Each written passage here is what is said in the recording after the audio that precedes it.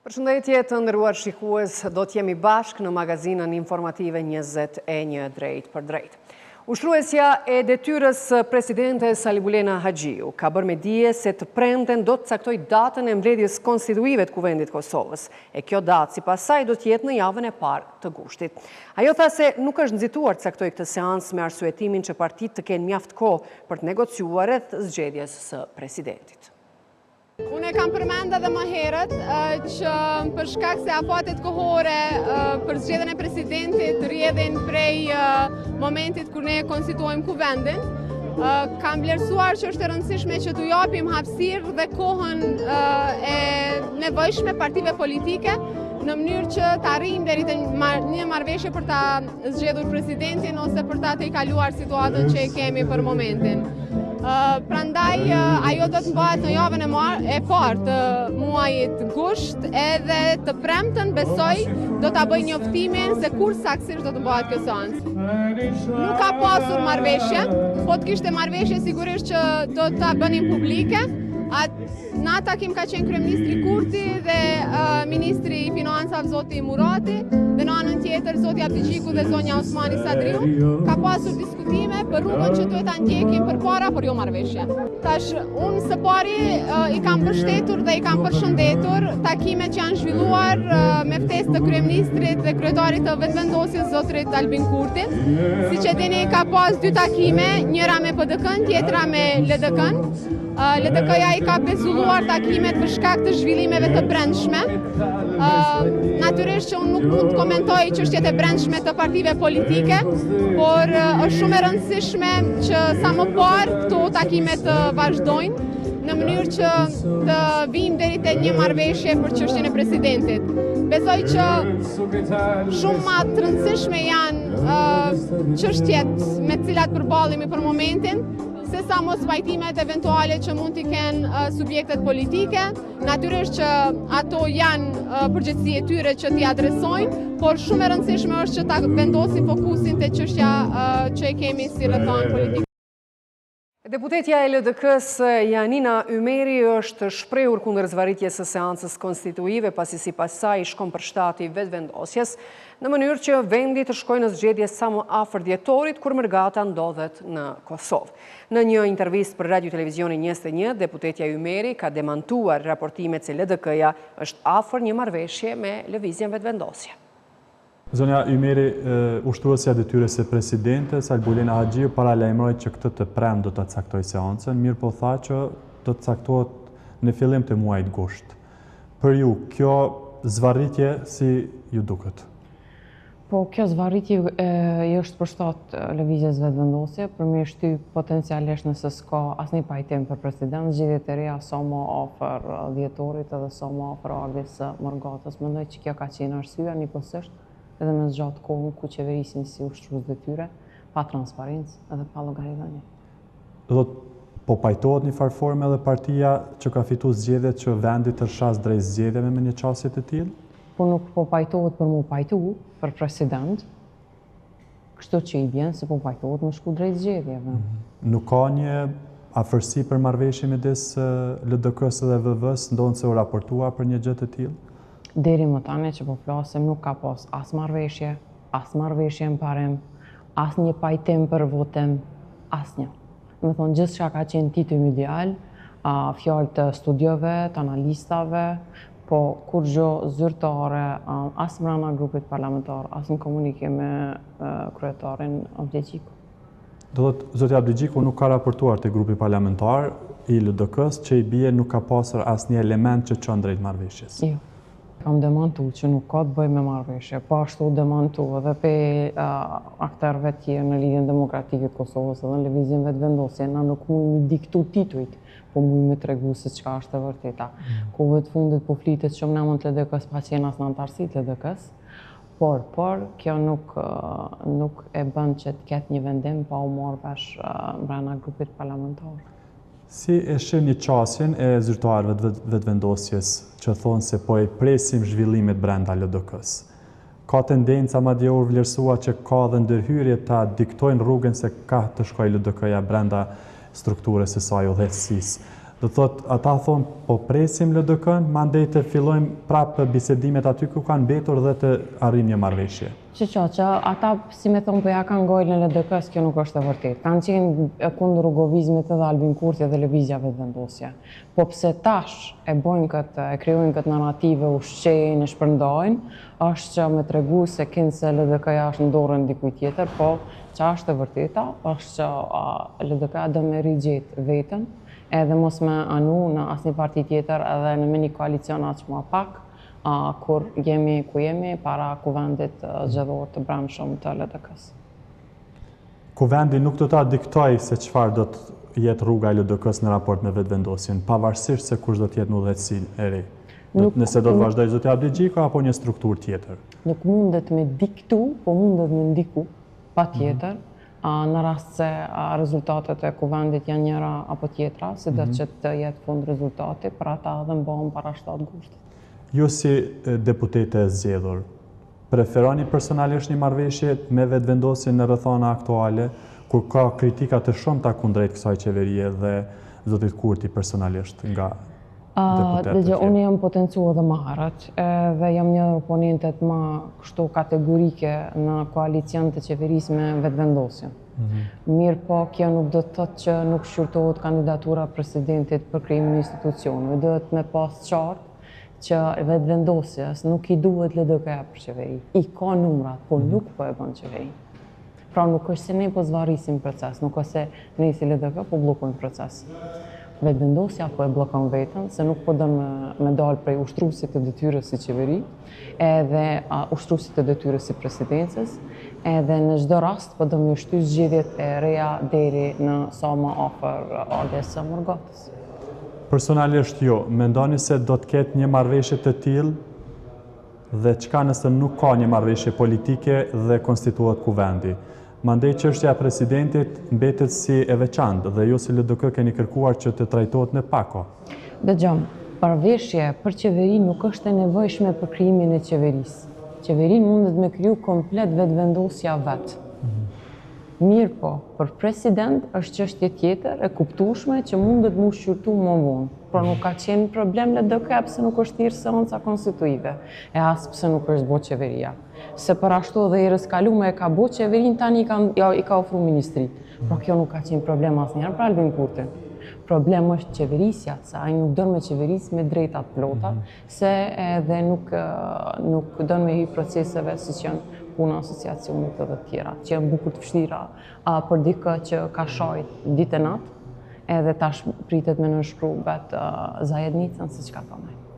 A ju imponon juve si LDK brenda strukturave qasja apo thënja e zyrtarëve të vetëvendosjes se dëshirojnë vetëm me LDK-n ta bëjnë një koalicion? Fokusi është tek ju si LDK, sepse shohin më të përafërt bashkëpunimin. As pak si mundet partia tjetër me të imponu diçka që ti qëndron vetë.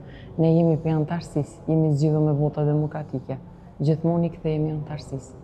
Edhe jo fjalëve ose kritikave ose imponimeve të partive tjera. Sepse ka madje deklarata që vetëvendosje me qasjet e tillë zoti Kurti dëshiron që ta përçajë një strukturë të LDK-s. Ka të bëjë kjo ky zhvillimi brenda LDK-s si presion që vjen nga partia fituese vetëvendosje? Mundet me tentu të bëj presion, por nuk ja dal, siç nuk ja ka dalë për 2025-s. Pra, të gjitha çka mendohet për lëvizjes vetëvendosjes në formën dëshirore. Dëshirojmë të bëjmë koalicion, po ende nuk ka marrë formë që prej 2025-s. Nuk ka një bazë që mund të nisë ky deklarim, sepse duhet ketë, nëse thonë që ishim afër një marrëveshje në parim, madje edhe ushtruesja detyrës e tha, dhe zoti Abdi Xhiku i ndërpreu këto diskutime për shkak zhvillimeve brenda, atëherë duhet kenë ata një bazë, se përse thonë që ishim afër një marrëveshje të tillë. Në takime nuk kam qenë, mirë po, në po të ishe marrëveshje në parim do të kumtohej brenda edhe grupit parlamentar. Nuk ka pas asnjë vendim në kryesi që imponon një vendim të caktuar për grupin parlamentar. Pra, jashta titujve, jashta narrativës që po bëhet, jashta ndikimit ose presioneve nga ana jashtme, LDK-ja e mban vetvete. edhe nuk ka pas një marrëveshje që do kumtohej tek ne edhe do të, si me thonë, do të riste një shpresë për koalicion VV-LDK. Por edhe njëherë, nuk është i nevojshëm sot për thirrjen e seancës konstitutive dhe për krijimin e qeverisë. A votoni një kandidat për president i cili vije nga vetëvendosje, nëse nuk ka një marrëveshje politike, në rrethana kur konstituohet kuvendi, formohet qeveria dhe synimi i vetëvendosjes është zgjedhja e presidentit? Kandidat prej vetëvendosjes, prej listës vetëvendosje, pra poro partia vetëvendosje, është provuar s'keno, nuk votohet. Do me thonë nuk përsërisem diçka zgjedhje për me përfundu më të njëjtin rezultat. Por nuk ka ecë edhe me marrëveshje politike, si që ishte rasti i Glau Konjusës. Tash, ose dojmë me bo një tjetër lloj rrugë për Kosovën, po nëse imponohet vetë çka don vetëvendosja, dihet edhe rezultati, me qenë se këtë herë unë nuk besoj që njerëzit kanë me shku drejt në zgjedhje të reja pa protesta. Se po shoh që tensioni është gjithmonë në rritje. Edhe jam potencu që edhe nuk është që si me thonë, jam kundër të ne, se një tjetër zgjidhje nuk po shihet që ka. Dhe për fund, LDK e ka kandidatin për president, ishte në zgjedhje, Zonja Osmani, vazhdon të insistoj nëse eventualisht diçka lëviz në këtë drejtim që LDK-ja ka vetëm Vjosa Osmani kandidati për presidente, dhe Arbriena Gafci e tha ditë më parë që nuk kemi vota ne për Vjosa Osmani, se s'është kandidate konsensuale. Vjosa Osmani e ka thënë edhe marrët që nuk do të bëhet shkak për bllokim të institucioneve edhe nuk do të jetë patjetër ose unë ose shkojmë në zgjedhje, pra nuk mendoj se kjo është problemi. Problemi është vetëvendosja. Nuk mundet me gjetë zgjidhje nëpër parti tjera, këta s'po dojnë, këta s'po mundojnë, këta s'po bojnë. I ka numrat, matematika është tepër e thjeshtë. Mundet sot me thirrje seancën konstitutive, sot me kriju qeveri. Pavarësisht punës presidentit. Kjo i bie që neglizhenca është e qëllimshme nga... Sigurisht, pa dyshim, është e qëllimshme. Shumë e thjeshtë, është matematike klasës parë. I ka numrat, e bën vetë qeverinë, edhe vazhdojmë 2 muaj ditë seanca deri në zgjedhjen e presidentit. Jo do më seanca për president të kohën, se ajo është me kushtetut sa lejohet, mirë po mundet me vazhdu me prurjen e ligjeve, votimit pro kundër e kështu. Pra një jetë normale, institucionale, që vetëvendosjes nuk i shkon për shtatë. I Gjykatës Supreme, Fejzullah Hasani, e cilëson të vonuar vendimin e ushtruesit së detyrës së presidente Salibulena Haxhiu, e cila një ditë më parë dekretoi largimin përfundimtar nga punat prokurorëve serb, të cilët ishin larguar nga vendet e tyre të punës në vitin 2022. Ai thotë se vendimi është i drejtë, por paraprakisht do duhet kishte një koordinim me faktorin ndërkombëtar. Për bindjen time, është momenti i fundit që këta barës të tyre funksioneve drejtësisë të vezësohen dhe nuk kanë mundësi që ato çdo herë të instrumentalizohen nga ana e politikës, të bëjnë obstruksione sistemit dhe të kthehen kur do shefi atyne. Mirë po, momenti kur është marrë ky vendim, për vlerësimin tim është i vonë, është nga se në dihet ato para 4 vjetër sa kanë dhënë dorëheqje, domethënë çështja e dorëheqjes do duhet vendosej në momentin kur ato kanë afruar dorëheqje. Edhe në atë moment do duhet të çojë çështja në aspektin procedural për dekretimin e shkarkimit të tyre.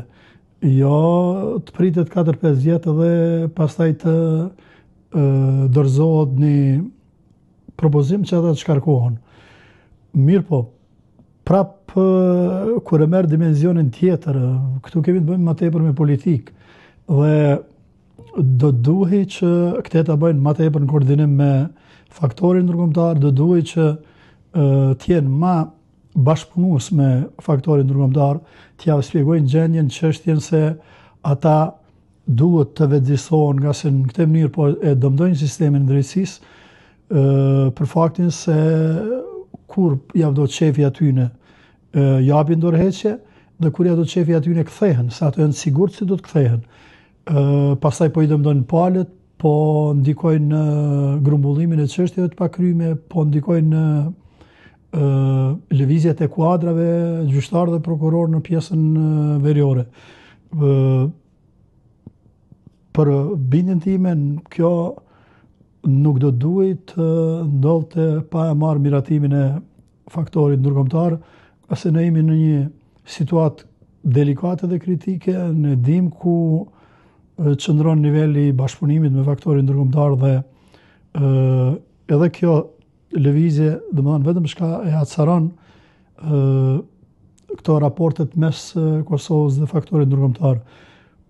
Vendimi për mu është i vonë, po është i drejtë, do duhet mirë në kohën kur ata kanë dhënë drejtë që mos pritej kaq, se nëse ti pret disa vite, pastaj menherë merr karakter tjetër kjo, ose mund në opinion shihet më tepër për qëllime populiste sa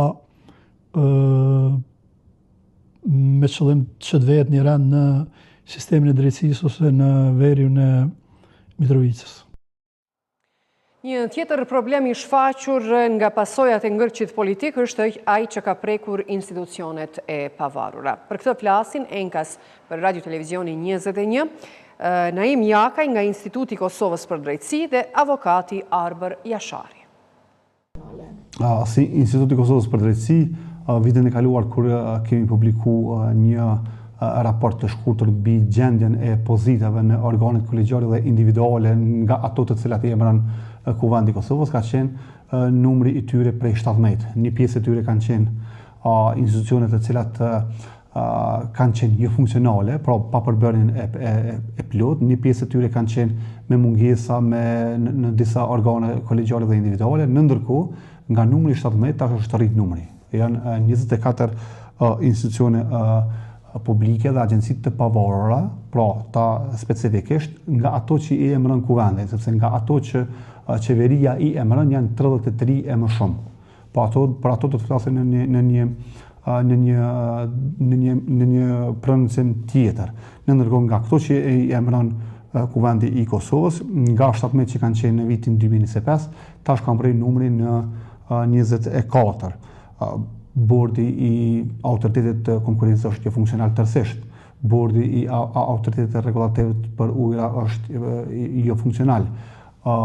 Komisioni i pavarur për media tek bordi i ankesave është tërësisht jo funksional, mungojnë 3 antarë.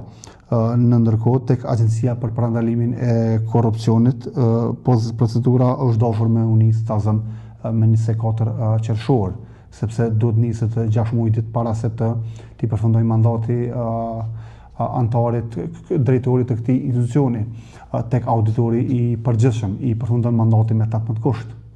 Ndërkohë ky auditori aktuale ushtron mandatin deri në zgjedhjen e auditorës apo auditorit të ri, por në këtë rast ushtrohet me ushtrues të tyre, domethënë Kosovës, institucioneve të administratës publike edhe institucioneve të tjera shtetënore në kuptimin e atyre kushtetuese siç është auditori, i shtohet këtyre organeve edhe një ushtrues të tyre i ri. Tek Agjencia për Informim dhe Privatësi, mandati i komisionerit tazëm ka përfunduar, do të duhet me u nis procedura. Nuk ka kuvend, nuk ka nisje të procedurës për me e zgjedh edhe për me emëru personin tjetër apo ky person të vazhdohet mandati.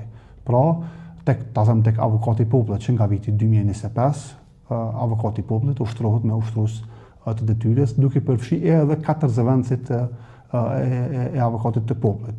Si Instituti Kosovës për Drejtësi, kemi vlerësuar se ngërçi politik e ka prodhuar edhe pasojën e mungesës së organeve kolegjiale dhe individuale, pasojat e të cilit i ndjen më së shumti qytetari në Kosovë. E kemi autoritetin e konkurrencës ku asnjë vendim nuk mund të mbirret në rast se ka vlerësim ose ka hetim që ka ndonjë kartel ose çmime të dakorduara në mes të ndërmarrjeve private, për çka që vetë qytetari në fund do ta barrën e rënd në ngritje të çmimeve të dakorduara në mes të ndërmarrjeve private. Janë me 10 ankesa në Komisionin e Pavarur për Media, që bordi i ankesave, një mungesa e bordit të ankesave në këtë organ, pa mundëson shqyrtimin e këtyre ankesave.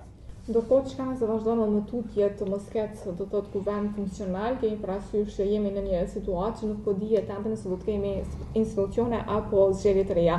Në rast se do të ketë institucione të reja shpejt dhe shkojnë prapë në zgjedhje, a do të rritet ky numër i institucioneve që janë do të thotë jo funksionale ose institucionet të cilat i mbikëqyrë që i emëron Kuvendi i Kosovës tazëm janë për mbi 42-3.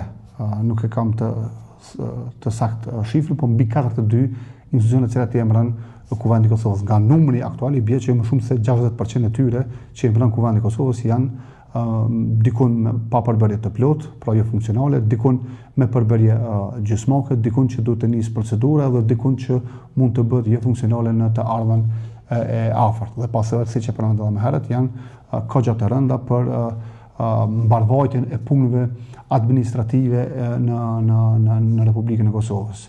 Dhe po, numri mund të rritet, siç është rrit nga numri 17-24 për më pak se një vit, në ndërkohë kjo mund të vrejet edhe tek institucionet e tjera.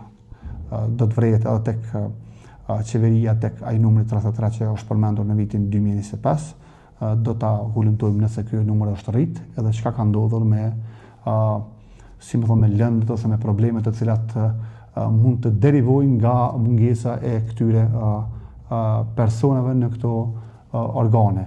Aja që kemi bërë kërkesë ka qenë edhe si këtë ka qenë edhe që edhe kur të zhvillohet procesi të zhvillohet në mënyrë transparente edhe me meritokraci, me integritet të personat të cilat vendosen në krye të këtyre institucioneve. Për vetëm një rast të Këshilli i Pavarur Mbikëqyrës Civile i Kosovës, ku 94.000 zyrtar publik në rast se kanë ndonjë ankesë që ushtrohet ndaj organeve të administratës publike me rastin e punësimit, nuk do së shpejti nuk do të kenë mundësi se ku të ankohen, sepse bordi i këtij këshilli do të bëhet jo funksional për shkak që i duhen edhe 11 antar këtij institucioni, ndërkohë i duhen gjykatës kushtetuese edhe 2 antar të tjerë, i duhen zyrës rregullatorit, i mungon kryesuesi dhe 2 antar, tek hekurullat mungojnë 4 antar, të Komisioni për Ndihmën Shëndetësore mungojnë 4 antar dhe kryesuesi. Natyrisht që mungesa e funksionalitetit të kuvendit ka bërë që shumë agjenci të pavarura të jenë pa antar të bordeve. Kjo ndikon drejt për drejt në funksionimin e mirëfillt të këtyre agjencive, në kryerjen e detyrave që këto agjenci kanë në bazë të kushtetutës dhe të ligjit, dhe përrjedhoj ndikon drejt për drejt në realizimin e të drejtave të qytetarëve, pra të drejtat e qytetarëve të Republikës së Kosovës, të cilët mund të jenë subjekt e punës së këtyre agjencive në farë mënyre po shkelin në mënyrë indirekte, duke qenë se këto agjenci nuk janë funksionale, siç kemi të bëjmë për shembull me borde të ndryshme ose agjenci për shqyrtimin e ankesave, ose agjenci tjera cilat me të drejtë janë evidentuar nga ana raportit dhe që natyrisht që kanë impakt të drejt për drejt në punën dhe veprimtarinë e tyre, por kanë të impakt edhe në të drejtat e qytetarëve dhe prekun të drejtat e qytetarëve të Republikës së Kosovës. Ka nëse vazhdon kjo blokadë institucionale për këto agjenci? Fatkeqësisht kjo në një farë forme vetëm sa i dëmton qytetarët, i dëmton jetën e mirëfillt institucionale dhe siç e tham më herët, ka impakt të drejt për drejt në realizimin e të drejtave të qytetarëve të Republikës së Kosovës. Kjo shpërfaq papërgjegjësi institucionale, kjo shpërfaq mungesë të vetdijes institucionale, kjo shpërfaq mungesë të vetdijes shtetërore nga ana partive politike dhe në farë forme e vështirëson funksionimin e shtetit në të në aspektet. Dihet që shumë agjenci janë të pavarura dhe bordet e tyre zgjidhen nga ana e Kuvendit të Republikës Kosovës. Nëse nuk ka kuvend funksional, atëherë me kalimin e mandatit të antarëve të bordit, atëherë pozitat e tyre mbeten vakante dhe kjo pamundson veprimin e agjencive për arsye se shumë vendime do të merren nga bordet, siç është emërimi i drejtorëve ose detyra tjera të përcaktuara me kushtetutë dhe me ligj, dhe natyrisht që kjo ndikon në jetën e gjithë qytetarëve të Republikës Kosovës, prek drejt për drejt të drejtat e tyre të garantuara me ligj dhe kushtetutë, dhe për këtë përgjegjës është shteti i Kosovës, respektivisht partitë politike të Kosovës, të cilat nuk po janë në gjendje të krijojnë institucione stabile. Deklarata e ministrës serbe për spastrim etnik në Kosovë është më e rëndë se vetë politika e Miloševićit, vlerësoi themeluesi dhe drejtori i bordit ekzekutiv të forumit për marrëdhënie etnike Dušan Janjić, një herësh njohësi politikave dhe zhvillimeve në Ballkan. Sipas drejtorit të bordit ekzekutiv të forumit për marrëdhënie etnike, Dušan Janjić, Paunović nuk është e vetme në këtë qendrim të cilin e ka shfaqur, por është instrumenti një fushate më të gjerë, ku përfshihen edhe presidenti serb Vučić dhe ministri i brendshëm në Beograd Ivica Dačić, të dy politikanë me përvojë nga vitet e 90 të shekullit të kaluar. Në fund të fundit mund të themi se kjo deklarat është edhe më drastike se vetë politika Miloševićit. Ajo nuk kupton se Miloševići nuk përfundoi atë që kishte nisur dhe bën thirrje që ajo të përfundohet. Paunovići nuk është e vetme në këtë mendim. Shumë njerëz mendojnë njësoj, veçanërisht ata serb nga Kosova që menjëherë pas largimit erdhën në Serbi. Morën poste dhe sot janë pjesë e një fushate më të gjerë, të udhëhequr nga Aleksandar Vučić. Mitologjia që zhvilloi Miloševići për të shmangur përgjegjësinë. Historiani dhe njohësi i politikave në Ballkan thotë se një nga përgjegjësit për këtë situatë është edhe Komisioni Evropian që nuk e menaxhoi si duhet dialogun Kosovë-Serbi. Dialogu për normalizimin nuk nisi kurrë nga premisa themelore se normalizimi i marrëdhënieve mes Serbisë dhe Kosovës kërkon edhe normalizimin e shoqërive, si në Kosovë ashtu edhe në Serbi. Për shkak të mungesës së kritikës politike dhe reagimeve, këto politika janë inkurajuar. Dhe tani ky është argumenti i fundit me të cilin Vučić përpiqet të luajë lojën e tij të dyfisht. Nga njëra anë, ai nxjerr një plan të parë Paunovićin dhe Dačićin, të cilët i mbron duke i disiplinuar kështu Partinë Socialiste të Serbisë, e cila po paralajmëron ndryshim të politikës me kuadrë të reja dhe po shqyrton daljen nga koalicioni me Vučićin. Janjić thotë se në fakt aktualisht nuk ka asnjë politikan të moderuar në skenën politike serbe, teksa shton se megjithatë do të ishte e pavërtetë të thuhej se shumica e qytetarëve në Serbi, veçanërisht ata të pakënaqur, përfshirë lëvizjen studentore dhe protestat, nuk mendojnë ndryshe.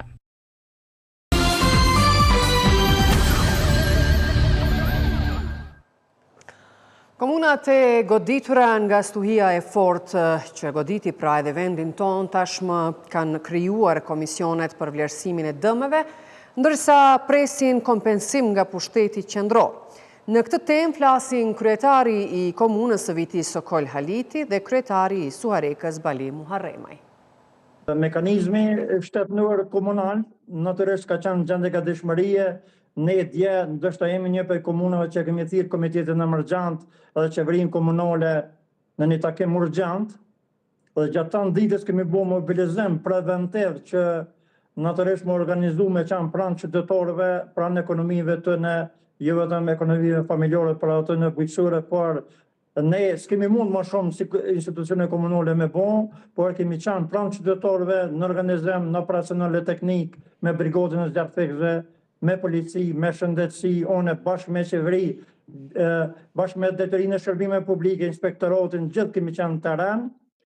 Muj me thonë gjatë tan ditës, dje, pas dite, sidomos edhe gjatë notës, për shkak se rrezikshmëria ka ekzistuar para lajmërimi për tërë notën ka qenë, gjithashtu është edhe sonte denjëra 24 rrezikshmëria lart, e një muaj ekstrem, mund themi. Prandaj niveli lokal, me kapacitetet e veta, aspekti komunal e ko një organizuar shumë. Aja që duhet me vënum pa nivelin qendror nuk kena pas në kontakt fort, sidomos institucionet e pamvorën, që është dosht. Më në gjinë plan, edhe me koordinu gjithë këtë aspekt, emergjant, mund themi për shkak se ka qenë gatishmëria gjendjes tret, mund themi level 3, një gjendje vërtet alarmonte, mund themi një mëtë ekstrem, një stuhi e papome, në veçantin vitin, që kemi posë edhe humbje të jetës njerëzve, edhe të lëndum gjithashtu, po edhe kulmet shtëpive në tokë e shkollave, si skiptere në Slatin, e gjetju. Prandaj një situatë me dome marramense, edhe humbje të jetës njerëzve, edhe dome materiale. Vërtet, unë i kom gjinë pranë familjeve, kam qenë edhe në Broma, për ngushëllim edhe në familjen Pira, kam qenë pranë edhe familjes Musa, të djemë që në lëndu, kam qenë edhe të shkolla në Slatin, edhe pranë familjeve të tjera.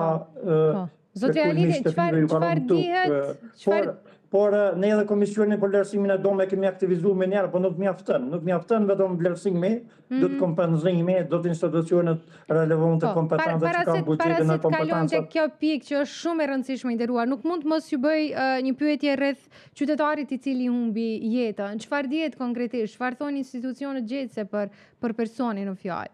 Sepse e përmendet që keni qenë edhe tek familja e tij. Unë në kontakt me familjen natëresht, për shkak se njif me edhe prindit i është një pra grëndëm vetë por në Nëmërov, është një familje respektume, unë isha edhe për ngushëllime drejt vërtetin familje natëresht, jo vetëm cilësinë e kryetorit pa si qytetar, e kemi bashkëndije vërtet me dhimbje, për shkak se situata ka ndodhur ashtu që është përshkru. Për shkak të hijës fortunës ai ka dol jashtë natëresht, aspektet adimet familjore me pështu veturin e të tjera dhe ka pos një fat jo të mirë. Gjendja e të lënduarve? Gjendja e të lënduarve është më e mirë pas trajtimit që kam bon që këmë fënë vitin edhe në Gjilan. Me gjitha ato kanë ro dyrë të obërët në bita. Ka që një rëzishmëri e lortë edhe për ta. Po rëzishmëri kam pos shumë të tjerë. Vërtet, për fat mirë kena pështu me kaqë. Ka qenë histori e fuqeshme, një mëtë ekstremi pa pomë. Një në gjarë më thonë pejnë që djetë pas duket, kemi pas një histori shumë të madhe të frymës. Fatkesi nuk kem dome në njerëz, që është më rëndësi, dome materiale ka shumë. Sot me gjesë patëm dje pas duket shumë të rënë vazhdimisht me policinë, me ekipet emergjente, me zjarfiksat, me njësinë për shpëtim, edhe me kompaninë lokale të komunës, ku kem marrë masa, jem kanë terren të orë të vona, me drejtorin e Shqipërisë Republike dhe me shumë drejtorë tjerë.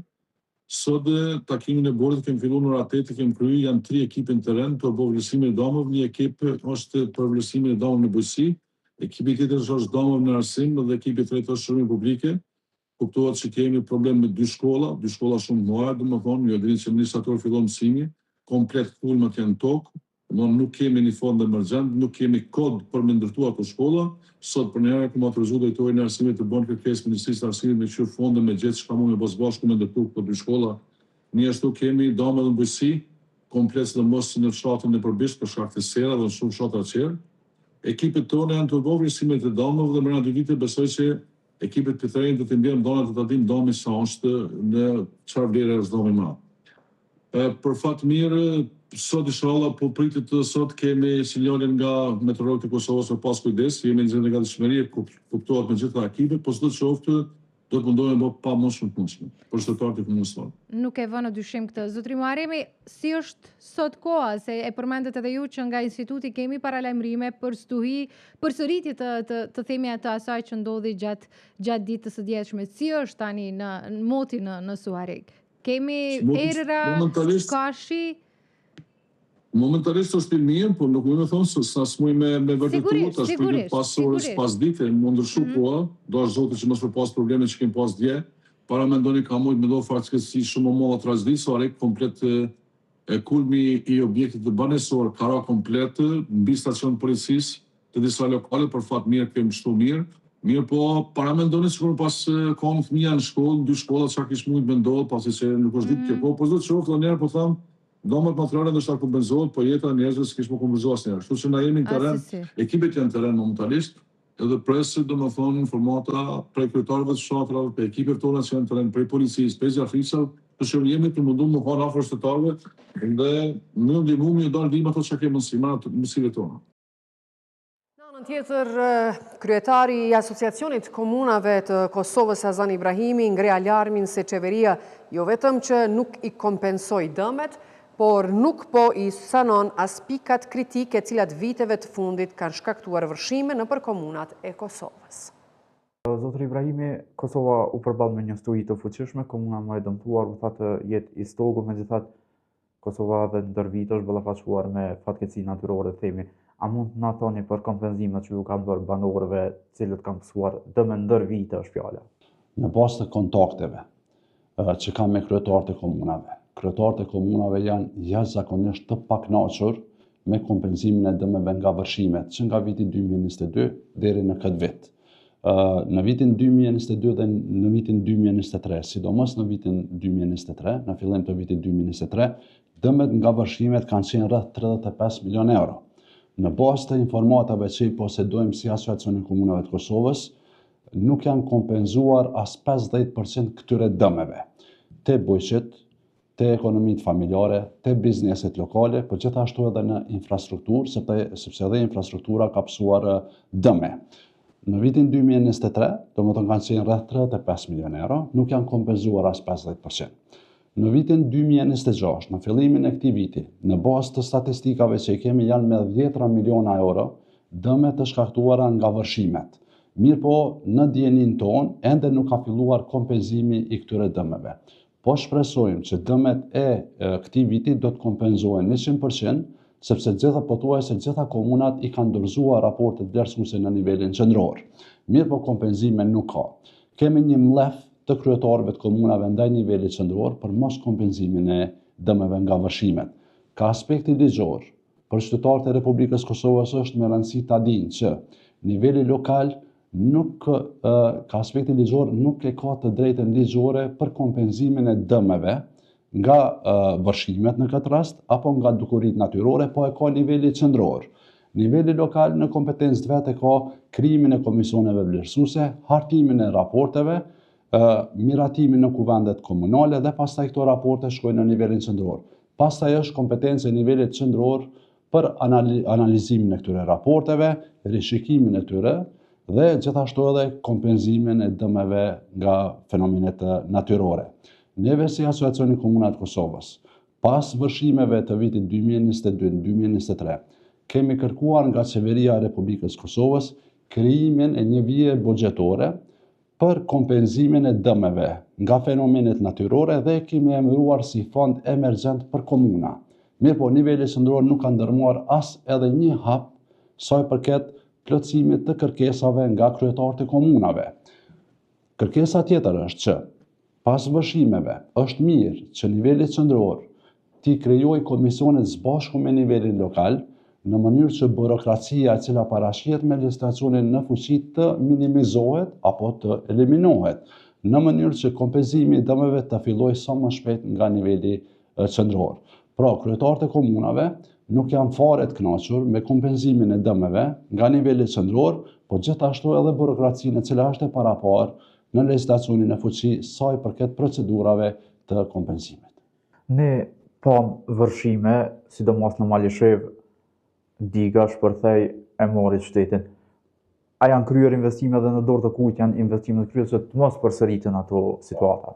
Është shumë e rëndësishme që problemet cilat janë të identifikuara nga komunat e Republikës Kosovës, niveli qendror të fillojë ti zbatoj ato kërkesat komunave, cilat i kanë evidentuar, ato pikat kritike, mirë po nuk ka lëvizje nga niveli qendror.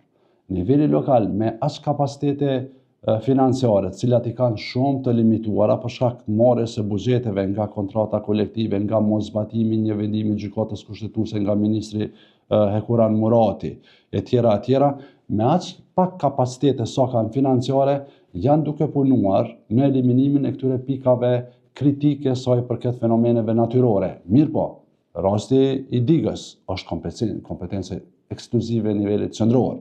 Dhe në janar e kemi pasur situatën shumë kritike në komunën e Malishevës, mirë po në kontakt që kam pas me kryetarin, nuk ka pas veprime serioze sa i përket sanimit të dëmeve. Edhe pse këto pika kritike janë evidentuar nga kryetarët e komunave dhe në disa raste, për shembull në bashkëbisedim me kryetarin e klinës që kam pas, për shkak të një intervenimi të komunës, është parandaluar një situatë edhe më e keqe.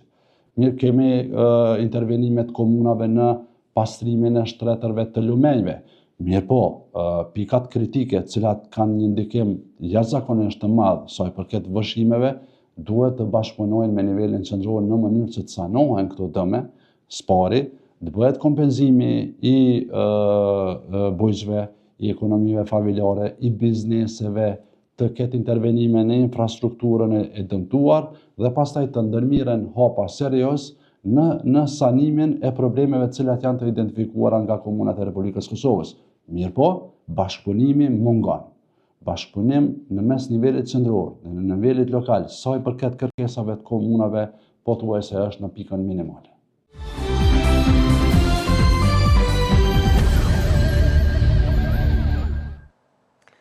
Këngëtari Ylli Limani dhuroi shkollës së muzikës Prenjakova në kryeqytet instrumente që do të përdoren nga nxënësit e këtij institucioni.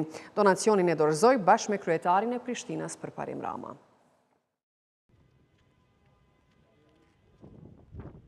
Limani u shpreh se investimet në brezat e rinj do të çojnë përpara arsimin dhe edukimin gjithandej Kosovës.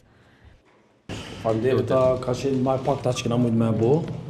Qatë sa kena mujt me gjetë instrumente kështu available dhe ndryqem për këtë salë dhe për këtë shkollë, e kemi bo. Nuk ka me qenë gjaja fundet që kena me bo për shkollën Prenjakova.